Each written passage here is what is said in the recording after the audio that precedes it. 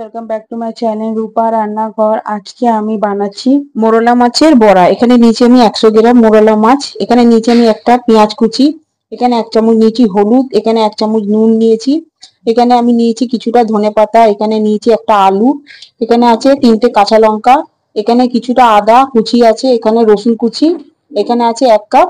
প্রথম আলুটাকে একটা গ্রে করে নিচ্ছি। আলুটাকে নিলাম ভাবে ঘষে ঘষে খুবই ছোট ছোট করে কেটে নেবো। আলুটা আমার ঘষা হয়ে গেছে। এখানে আমি আদাটা কুচি দিয়ে দিলাম, রসুন কুচি, ধনেপাতা কুচি, পেঁয়াজ কুচি, হলুদ, নুন।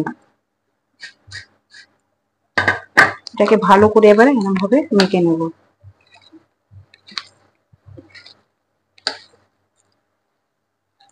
এবার আমি চালের গুঁড়িগুলো দিয়ে দিলাম, মাছের মোরলাটাও দিয়ে দিলাম। এবার এটাকে ভালো করে আমি মেখে 2 মিনিটের জন্য ঢাকা দিয়ে রেখে দেবো। আমি এখানে একটু জল দিইনি, কেন কি আলুর এখান থেকে জল বেরিয়েছে, ঢাকা দিলে আরো জল বেরাবে।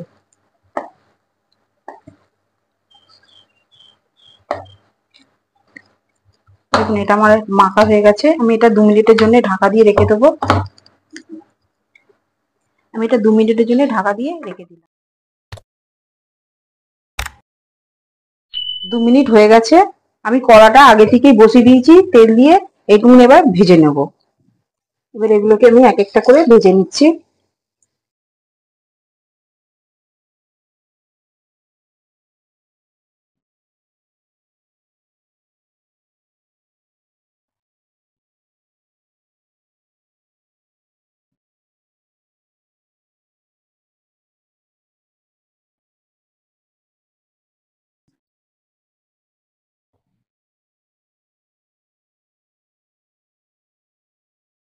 এবার এগুলো সব উল্টে নেবো আমি এক একটা করে।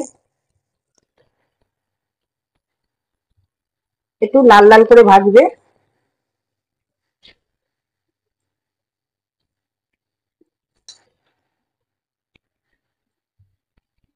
এগুলো সব আমার ভাজা হয়ে গেছে। এগুলো এক একটা করে আমি তুলে নিচ্ছি।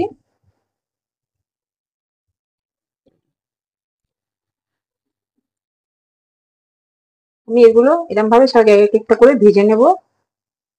রেডি হয়ে গেছে আমার মোরলা মাছের বড়া। আপনারা বাড়িতে রেসিপিটা ট্রাই করে দেখবেন। আমার ভিডিওটা যদি আপনাদের ভালো লাগে লাইক করবেন, শেয়ার করবেন, সাবস্ক্রাইব করবেন। নেক্সট ভিডিওতে আবার দেখা হবে।